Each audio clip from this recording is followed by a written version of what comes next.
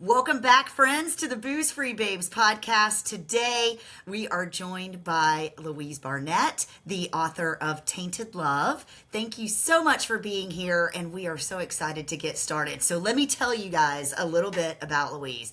First of all, I've been stalking her a little bit on social for a while, and so I'm so glad we finally connected and got to do this interview. But I want to tell you guys about her. So first of all, she is the author of Tainted Love, a bipolar memoir, and we're going to hear all about that in just a minute. She's a Shetty certified life coach, and we love Jay, so that's so exciting. I can't wait to hear about that. She's also the host of the Unmasking Sobriety and Mental Health podcast, so be sure to give that a follow. And after years of misdiagnosis and self-destruction, Louise was diagnosed with bipolar, and she got sober in 2021, a turning point that reshaped her life and purpose. Through her writing and coaching work, she explores the intersection of mental health, addiction, love, and identity, creating space for honest, unfiltered conversations around recovery, mental health, and self-acceptance. Louise, welcome. We're so happy to have you on the show today.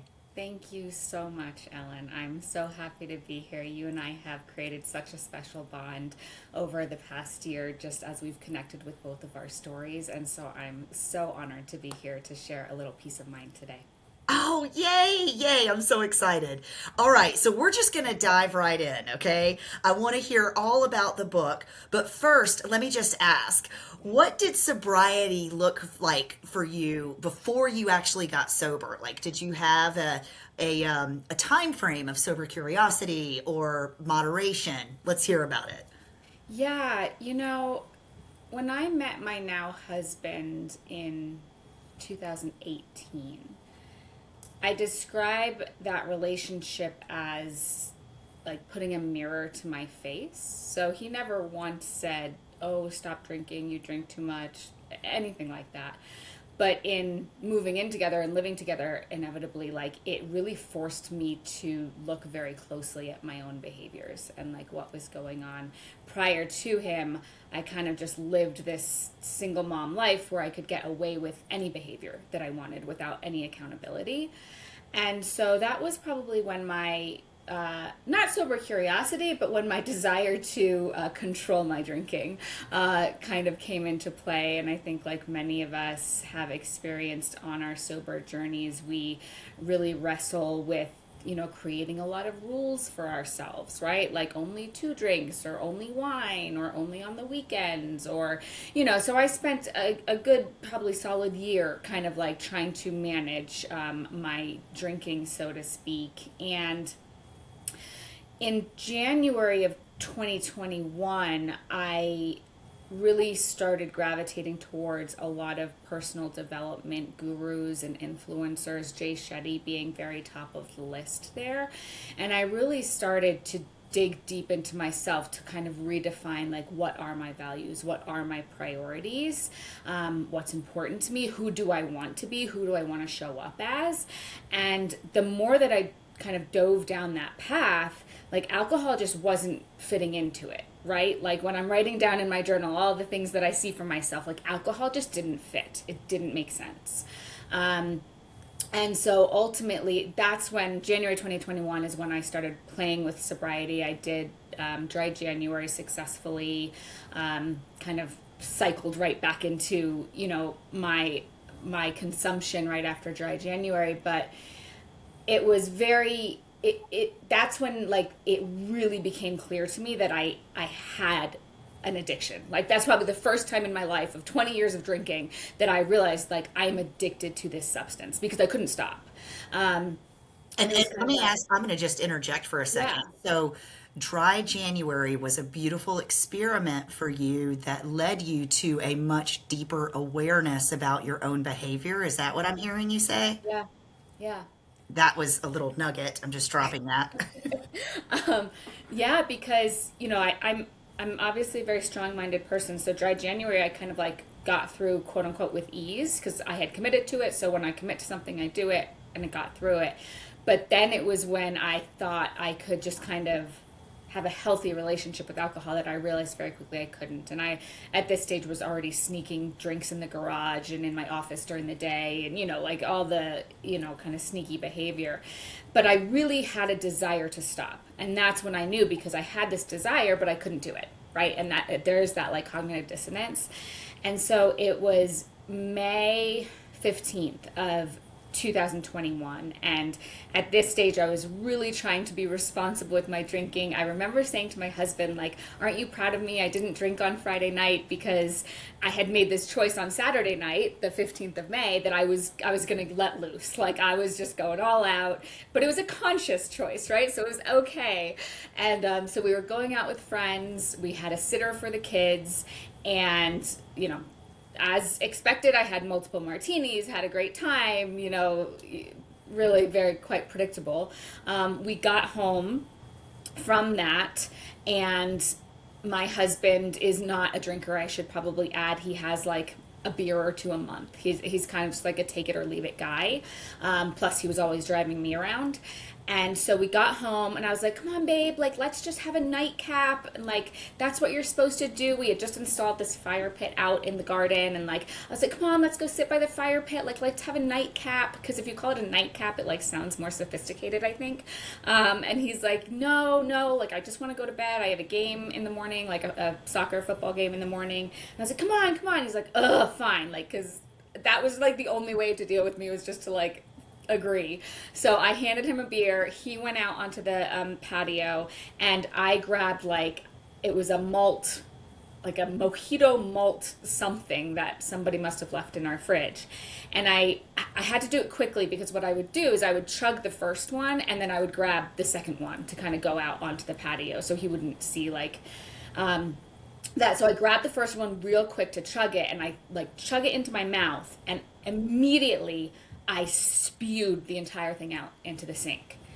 And I remember so vividly just kind of like staring over the sink, like feeling really nauseous. I held the can like in my hand. I remember like peering into it and seeing the bubbles kind of fizz up at me. I smelled it. It smelled disgusting. Everything about this beverage, this liquid, was absolutely revolting. And I wanted absolutely nothing to do with it. And in that moment, I knew that that was the last time I was going to taste alcohol. Wow. Right? Wow. Yeah, it was pretty wild. And the next morning, the 16th is my sobriety date. So the next morning I woke up hangover, true to form, regretting decisions, head pounding, can't even interact with my daughter because I'm so hungover, hands shaking. And my husband looks at me and he goes, not good, and kind of shakes his head. And like, he is always so damn patient and so damn kind. And it was just like knife in the heart, like, nope, not good, not good. And I kind of forced myself to, I don't know, go through the motions of getting my workout clothes on and going upstairs to the gym to kind of do a workout. And I just remember staring at myself in the mirror, and I was just like, this is it. Like, this is it. You cannot do this anymore. This is it. And I yanked the door open from the gym. I walked down the staircase. We had kind of this like open concept house. So I'm staring down at my husband from this like staircase landing. And what I like to describe as a Tony Award winning performance, I declared my sobriety for good. And that was the last time I ever drank alcohol. Wow, thank you for sharing that with us. I had a similar moment that I know we talked about before, so I just really appreciate you sharing that defining moment, because I do feel like sometimes there is this inner knowing and this inner voice that just says, hey, listen, this is enough. We've been dancing around this for months, trying to find some sort of rhythm that is acceptable within our lives. And when it comes to the time of, you know what, this isn't working anymore, right? It's just not working. And what I found in my own journey is that abstinence took the mental gymnastics away. It took that, oh, is this too much? Am I going to drink tonight? Am I going to drink tomorrow night? If I drink tonight, I can't drink tomorrow night. Da, da, da, da. Like, there's so much anxiety in that conversation about when and how much. Abstinence took that all away, It was all of easier. it. Yeah. Wow. Thank you for sharing that. Yeah. Okay. I want to move on to your book because I'm so excited. I'm so excited about hearing about your book, and also I want to hear more about the diagnoses. And as we had shared before the call briefly about, oftentimes, well, no, let me start this differently. Substance use disorder is a disorder, right? It is a mental disorder. Alcohol use disorder is a mental health disorder. And so when you were misdiagnosed and then landed on the appropriate diagnosis, a lot of times what we find is that when we remove the substance, the underlying diagnosis shows its head. And I'm curious if that's what happened with you and how you were able to navigate this to actually land on an accurate diagnosis. Yeah, only 2-ish% of the global population is diagnosed with bipolar disorder. That's about 7 million people. And of those people, it on average takes about 10 years to get an accurate diagnosis. Wow. Um, Wow. Things don't really start manifesting till you're in your 20s, typically speaking. There's always going to be outliers, right, to what I'm saying. But so yeah, typically people are misdiagnosed with anxiety, depression, alcohol use disorder, right? And so all of these things are symptoms of bipolar, but not the correct diagnosis. And what can be really scary in terms of treatment is the prescribed treatment for like a depression or an anxiety, for example, would be the go-to would be like an SSRI. SSRIs actually shoot people in bipolar into mania. So it's actually quite dangerous to be prescribing that kind of, typical. Anyways, so it can take many, many years for bipolar to be diagnosed. And that's because oftentimes we're not catching the subtleties of bipolar. Bipolar presents itself as a progression. So when you look at my book, and this is really something I wanted to display in the book, like I lived about 15 years of a life defined by extremes, manic highs that felt like, magical rainbows, and crushing lows that really sent me into a never-ending abyss. And for over a decade, I loved through madness in the arms of 4 different men, and each love affair really ignited in seduction and collapsing and disillusionment. And so I used these 4 men as the lens, right, or how I was able to show the progression of my bipolar disorder to ultimately getting that diagnosis, when essentially my world absolutely imploded. Right? And so unfortunately, it takes individuals to get to that really devastating point of despair in order for kind of all those pieces to match up together. To It claim sounds very diagnosis. similar to the alcoholic's journey too, Yeah. just because when you're sick and tired, you're sick and tired of it, right? And so Mhm. it sounds like, and I'm just making sure I understand clearly, when those factors come into play and make it uncomfortable enough, is that when you are able to navigate through that? Or you're just saying like the research that you had done up to that point led you to that? Or No, led you to finding out the true diagnosis? How does that even come about? I guess I'm just naive to. yeah. So, um, and when we talk about misdiagnosis too, we're not just talking about professional misdiagnosis. We're talking about how people who are close to us, our loved ones, our friends and families are perceiving us, right? So for most of my life, I was perceived as the black sheep, the rebel, the girl who was just making reckless, impulsive decisions, Right. right? Particularly when we start seeing these symptoms manifest in the late teen to 20s, that's typically a period of life when, individuals maybe are a little bit, looser with their morals, or, taking risks in life. And so you kind of Or end up, exploring, well, or or exploring. exploring, right? Um, so you end up getting almost branded with these labels. And unfortunately, yeah, it takes. So, I mean, if we kind of just, want to break things down a little bit to be more understanding, having an affair with a married mafia guy, might just feel like risky behavior, right?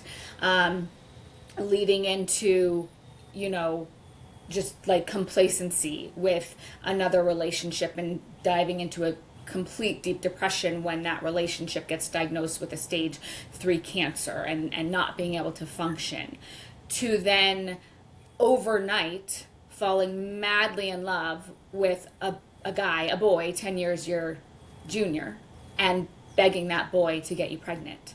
Now on the inside walls, okay, now we're like, okay, this is a little bit extreme, right? Things are getting a little bit extreme. But because I've spent my whole life making questionably erratic decisions, this in context kind of just feels like, oh, well, Louise is going off the deep end again. Like there's still no awareness that like this is linked to a mental illness disorder. Louise has the baby. Louise completely abandons this 20-something-year-old boy, overnight, quite literally overnight, and then decides to hop in a car with a convicted felon and drive 1,400 miles to Texas to uproot her and her baby's life all the way to Texas. Now, at this point, things are so out of control that your family writes you off. And if we want to tie this back to addiction, Ellen, yes, this would be a really great parallel, right? When we start making choices in our addictive minds, oftentimes that results in loved ones having to put a boundary in place, right? We're going to cut you off. We're not going to talk to you. We're not going to give you any more money, all these things. And so that divide just gets created further and further. Somewhere in my subconscious, I don't want my family to know about these choices that I'm making, so I choose to live a very secretive life. And, ultimately this relationship, ends up in jail time and arrests and accidents. And I mean, you just, literally we talk about life imploding. And ultimately getting to a point where I am now, I describe a moment in the prologue of my memoir, so this is not like a spoiler alert. But it was a moment in 2015, and I drifted from my 2.5-year-old daughter's stroller, blinked, and found myself perched on an overpass 30 feet above the Dallas North Tollway and Mockingbird Lane of this highway. And I felt in that moment like I had been completely catapulted right out of my life, seduced by this dark promise that if I could finally make the noise stop, then I would find peace. And I still feel like that thick Texas air as I was staring over this highway. It was really just filled with desperation, and below me I could just feel the cars streaming by, throbbing with life, and inside my head everything just started colliding together, and it was just this chaotic symphony of horns blaring and sirens wailing, and it all kind of just cutting through that haze. And my heart at this moment is just hammering against my ribs, my thoughts just ricocheting wildly, and it felt like the earth beneath me was crumbling and I was slipping, and I wanted it. I just wanted the world to be quiet. But with bipolar, the world doesn't go quiet. And to understand my story, you really have to understand really two impossible realities that I lived in my entire life. I use two metaphors to describe them. So first, there's the hummingbird.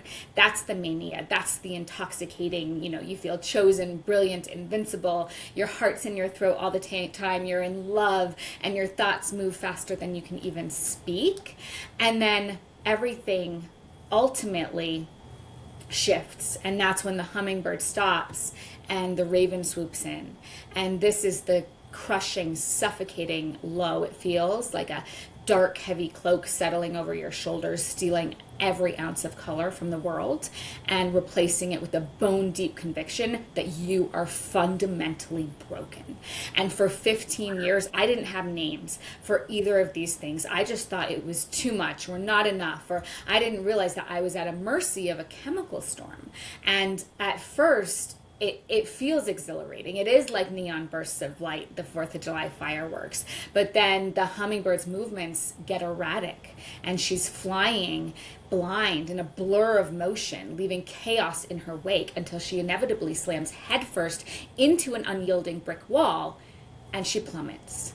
And the sudden impact brings everything to a violent halt. So as I stood here at the overpass on Mockingbird Lane, I had a choice. And I leaned my head forward and I shifted my foot forward. And a gust of wind, thank God, pushed me back. And it was then that I looked at my daughter in her stroller, alone, licking her cherry lollipop. And I dropped down to her and held her arm because this little girl had just saved my life.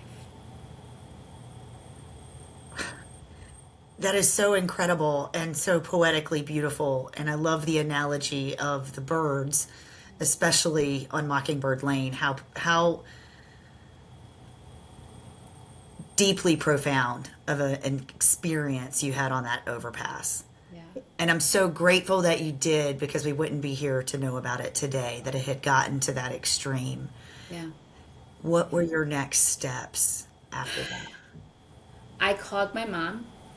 I don't remember this. I kind of have remembered this later. But my next memory was waking up in the inpatient unit. That was my next actual memory. Waking up, scratchy blankets, blue robe, and really not understanding where I was, except that I knew I was in a hospital. I've since kind of pieced together, and obviously with my family's help, I had gone home and called my mom, and I had said to her that and we weren't speaking because she had already kind of stopped speaking to me for 1,000 reasons at this point. But she's a mom, and within 24 hours, she lives in South Africa, so she got herself on the first flight from South Africa and flew to Dallas and helped me get admitted to the inpatient facility. So, yeah, inpatient was somewhat surreal. I mean, I really just felt like I was covered by that kind of gray cloud or that cloak while I was there. It just felt like I was inevitably chosen to just live a life of nothing, of nothingness, right? It's not a place where you feel hope in the middle of an inpatient unit. And then one day at morning meds, because it's just like in the movies, you line up and they give you the pills with the paper cup, and you stick out your tongue and show them that you swallowed them, and it's just like the movies. And my nurse Jasmine, she said, "Hey, Dr. Gardia wants to see you," and I'm just like, fuck.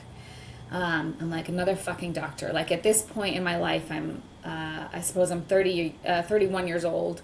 I'd already told my story to, so many doctors, right? I was so fucking tired of telling my story over and over and over again with the same result, nothing. And so I was like, okay, fine, we'll go talk to Dr. Gardia.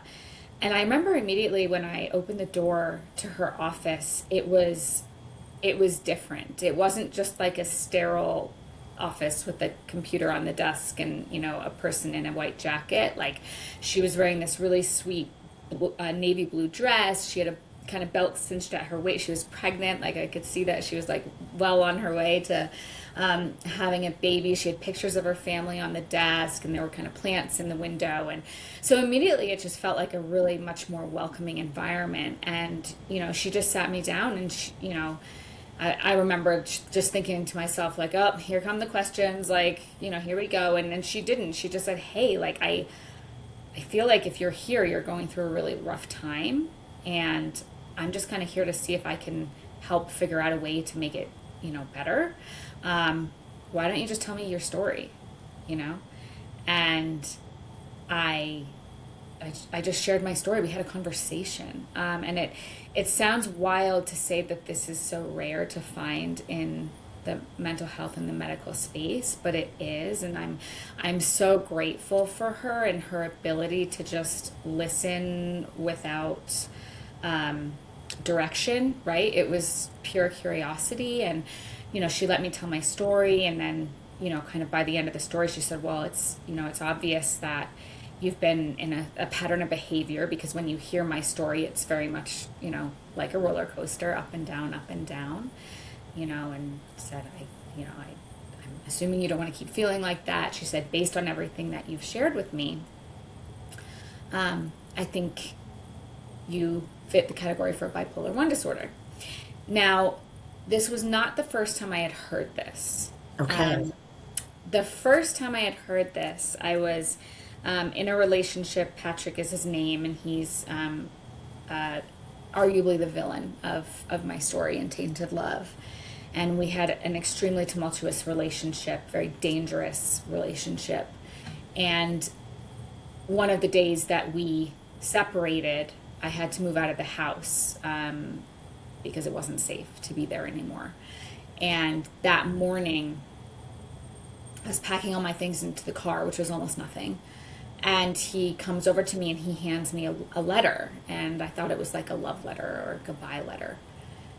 And I just was like, threw it in my bag and drove to our new apartment, which was like a 1-bedroom apartment in like a really terrible part of Dallas. Like you could hear gunshots, and all I had was a crib and a blow-up mattress and like a couple boxes of clothes and toys. And so I had got all of that into the apartment, and I had put my daughter down to bed, and I remember sitting by the front door. I kind of deadbolted it, and I sat by the front door, and I saw the plastic shopping bag with all the things in it, including this letter from Patrick. And I thought, okay, well, let me just, go ahead and read it. So I used my toe to drag the plastic bag towards me, and everything tipped over, like Cheerios and diapers and protein bars. And I had a antibacterial that had started seeping through the paper. So I like quickly grabbed them and I unfolded them. I remember my hands were trembling, and I was bracing for a goodbye letter. I was bracing for a love letter, come back. I don't know what I was bracing for. But instead it was a printout from the Mayo Clinic. And it was a printout, where the title read, Bipolar Disorder. And I sat there on the floor and I watched a horror movie unfold in my hands as I read each bullet point for mania and each bullet point for depression.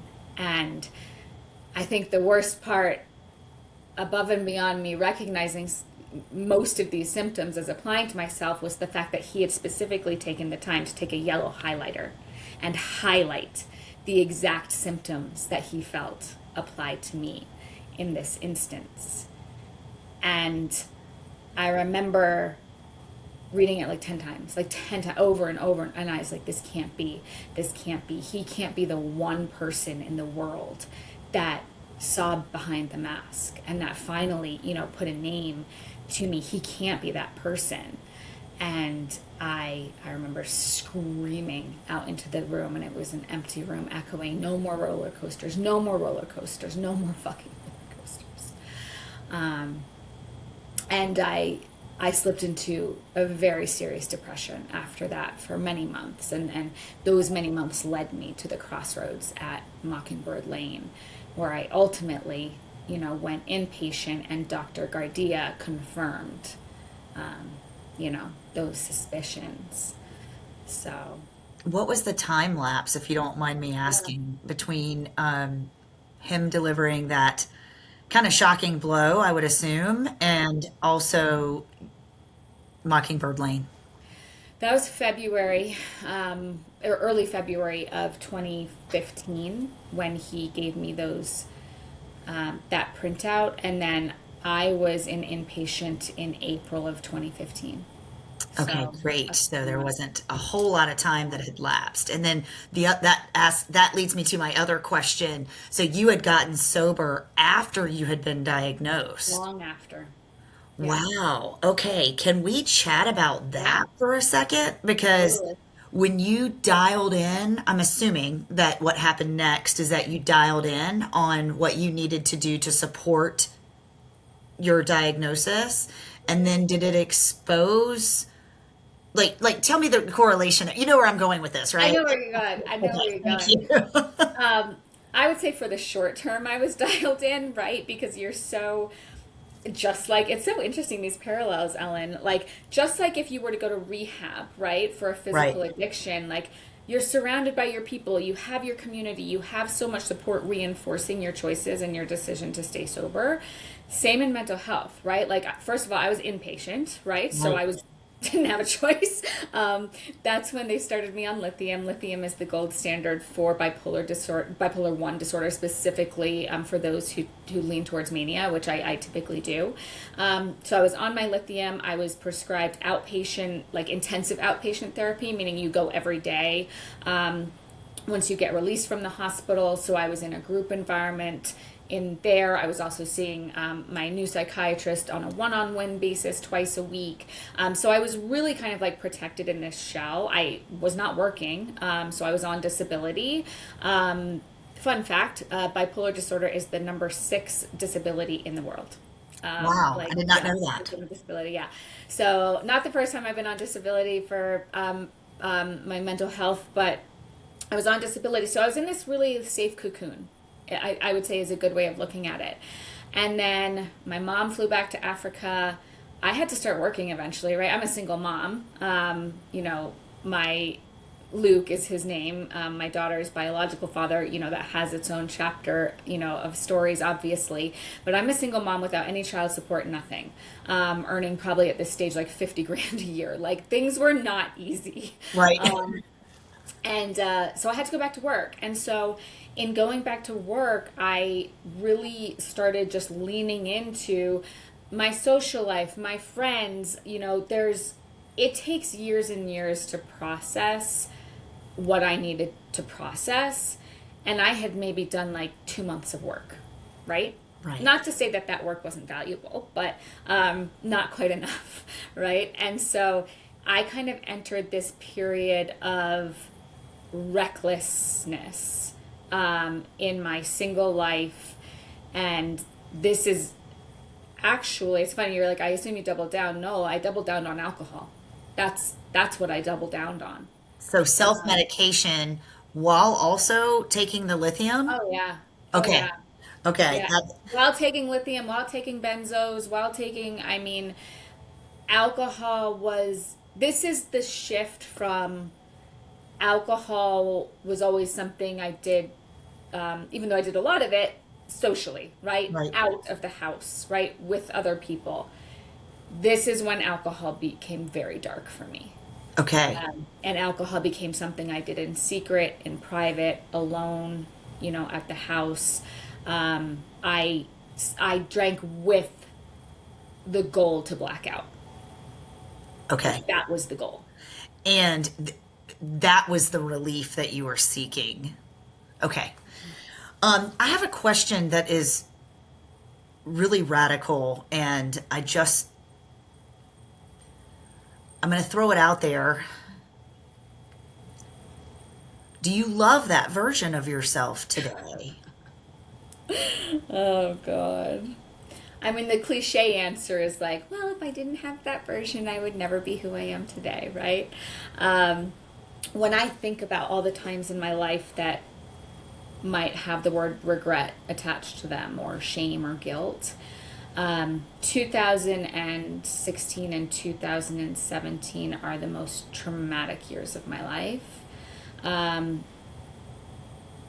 Multiple reasons, but they're also where I carry the most shame for how I mothered my daughter. I introduced my daughter to more bars by the time she was 5 than probably most adults have been to. I got behind the wheel more times than I'd like to admit with my daughter in the car.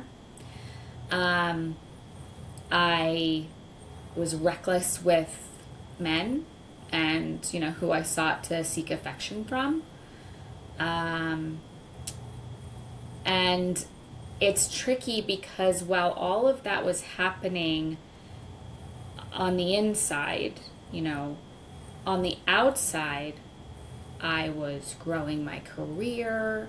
I was making more money. I was traveling for work. I've always been in the hotel and hospitality industry, and in that industry, the bigger the better. So I kept kind of like getting promotions and better jobs, and salesperson of the quarter, salesperson of the year. And so I have always identified as a high functioning alcoholic as well, and I think that's part and due to my bipolar. I'm able to really dial in. But what it did was allowed me to justify everything that was happening behind the scenes, because I must be a good mom, or I must be doing something right if, Well, right? we have all these accolades at work, right? We're high performers. We are high performers Yeah. that have a secret. I relate to this so much, which is why I feel like you and I Yeah. connect so Yeah. well. Yeah, I get that whole high performance lens. It's really easy to hide behind that, and it's really easy to justify our behaviors when we're performing, when we're outperforming in so many other areas of Yeah. our lives, right? Yeah. And it sounds like that's what you were doing. Can I Yeah. ask you another bold question? Yeah. Go for it. Have you forgiven yourself for how you showed up in those moments? Not until I wrote the book. I can't wait to read this book. I can't wait. Is it a love story to yourself? Gosh, I mean, in many ways, you know, obviously it starts with this very kind of bold four men, manic highs, crushing lows, 15 years of loving through madness at the mercy of bipolar disorder. And it does, it's set in motion, by the compounding chaos of these four love stories. So it's going to be a hell of a read, folks. Hell of a read. But here's what I say, and this is not a spoiler. This is in like the back cover copy. So, in the end, I describe it as the noise fading and the mask lifting, and something radical is discovered, and that's untainted love, right? Um, That and might be a so. great segue into the Unmasking Sobriety and Mental Health podcast. 'Cause I definitely want to save a little time for that too. But you just shared so much. I've just been like on the edge of my seat for this whole conversation. Oh, just keep going. Thank you. No, I mean, really, it confronts the brutal complexities of the human mind. I'm somebody that likes to live in the gray area. I like to ask questions and write stories and talk about things that don't have a clear answer. And so that's what Tainted Love is doing. It's really meant to kind of stir your soul. Like, it's emotionally arresting. It is a coming of age memoir. It spans from the time of age 21 to age 40, basically, where we're talking about where the collision of mental illness, addiction, and identity all collide with failed love and single motherhood. Wow. So, Very complex. And I'm so excited to read it. So tell us, I know that we are in yeah, pre-publication phase. Are you pre-selling the book at all? yeah, Okay, yeah. fantastic. Tell us So about where we can find it and how we can access the pre-sale. yeah, absolutely. So May is Mental Health Awareness Month, so I really wanted to get some pre-sales available for that. So right now Kindle is on pre-sale available. Just search Tainted Love Memoir, Louise Burke book, whatever or it'll be somewhere in the notes. And so that's available on Kindle only right now. Pre-sale for paperback, Audible, and hardcover will be this summer. Fantastic. And louisebarnett.com is your Yeah, website. that has Okay. everything. Yeah. Let's real quick because I want to make sure that we hit on your podcast too. Yeah. So how you ended the description of your transition, we'll call it, right, in the book, okay? You had talked about the unmasking, and I thought that it was so appropriate that the name of your podcast is Unmasking Sobriety and Mental Health. So, can we just hit on that for a second? Because the title ties in so beautifully to the book and your own personal journey. But tell us what we can expect from the podcast as well. Yeah. No, totally. Thank you so much. And it's had a bit of an evolution. It started 4 years ago with the title Together Sober, which a lot of my community really resonates with. But when I started to acknowledge my bipolar disorder, which didn't happen till only a few years ago. It became really abundantly clear to me, right? Like there's this intersection, right? We can't talk about one without the other. And so I really wanted to open up space to make sure that we are having these conversations to talk about both mental illness and addiction and the crossroads there. The mission of everything I do, but particularly the podcast, is to create survival guides from our collective stories. So it's interview based. I want to bring on stories and people's lived experience in hopes that even just a fraction of that, can be heard and taken by another person. So Ellen's actually episode is coming out very, very soon. So I'm so excited about that.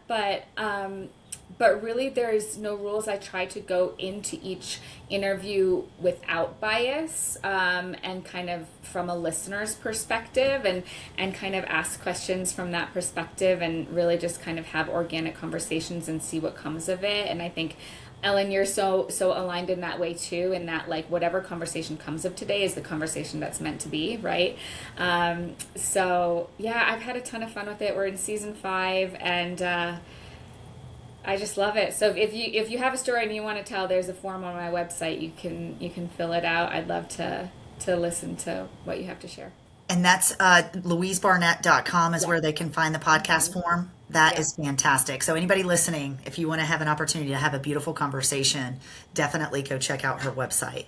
One thing I do want to share is that you created such a beautiful space for me to share my story. And I shared some things on your podcast that I've never shared before publicly. So, if anybody wants to hear the juicy details, go ahead and visit her podcast, and you can get all the juicy details. But it was I appreciate that, right? Because you made it comfortable for me to open up in a way that I had never opened up on my own podcast or even in our community before. So thank you for creating a safe space to allow that conversation to That's May happen. 11th, just so everybody knows that episode. And that means a lot. I've had a lot of training in terms of like how to have these conversations and like provide a safe space for people. So I'm really glad you feel that way. Yeah. And I'm sure that aligns with your Jay Shetty coaching too. Bingo. Yep. Exactly. And coaching's available on the website too, so they can learn more about that. Yeah, absolutely. Fantastic. Okay, let's talk real quick about your glow up. And then I've got one last question that I'll leave us with. So, regarding your glow up, what has sobriety, and I'm going to add this, embracing bipolar, given you that you never expected?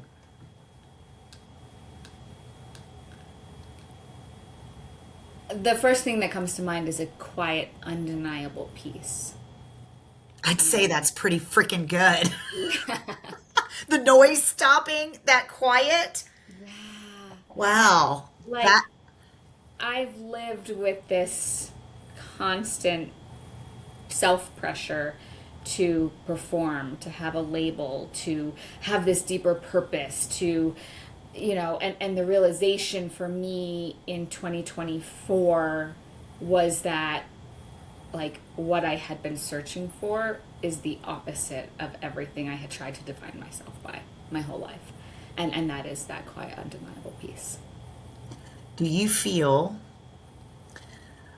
like you were born with bipolar, or that it is conditioned and programming that you've experienced throughout your different events in your life? Yeah, gray area question. I love it. I do feel like this is part of who I am. I feel very strongly about identifying with bipolar as part of who I am. This is not something I have, right? This is not a cold that I can cure or get rid of. This is something that is ingrained and part of me. And as I grow and evolve, and as I continue to do the work through various therapies and medications and such, I have now the superpower to use my bipolar in a way that helps me, achieve greatness, quite frankly. And so it's really like being able to like have that perspective shift from like that victim mindset to how can I Empowerment. how can I embrace this? This is part of who I am. I'm not going to get rid of it, and I don't want to get rid of it. Does it suck sometimes? Yeah, it totally sucks sometimes. But so do a lot of things in life, you know?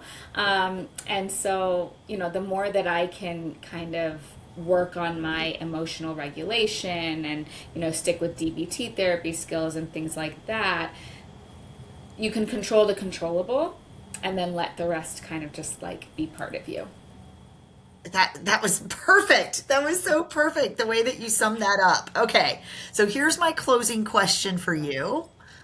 If you could go back and speak to the version of you who was still struggling, what would you say to her?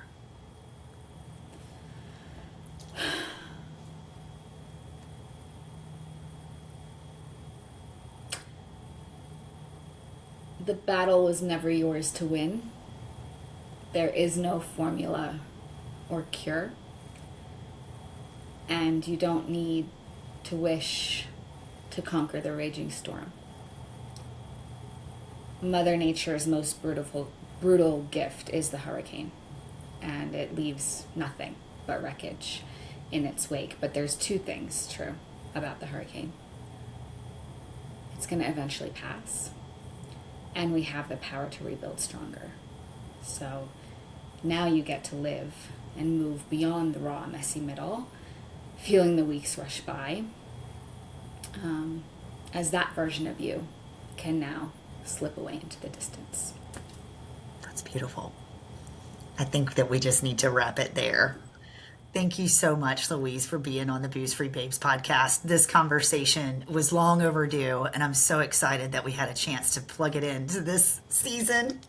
I know, Ellen. And especially right before your book comes out, your pre-sale, and with Mental Health Awareness Month, like the timing of this is just perfect. Yeah. So thank you so much. We'll be sure to post your website in the show notes with a link and access to all of your information. And we'll also make sure that we mention the podcast, Unmasking Sobriety and Mental Health. And again, the name of your book, Tainted Love. Thank you, Louise, for being on the show. Ellen, thank you for everything you do. The best part about what we do in the podcast space is we get to make these new connections and build relationships. And you, my friend, I'm so grateful we got to meet. So thank you so much. All right. All right, folks. Until next time, thank you so much for joining the Booze Free Babes podcast, available on Apple, Spotify, Amazon, and a full video replay on YouTube. boozefreebabes.co for more information. Again, that's boozefreebabes.co.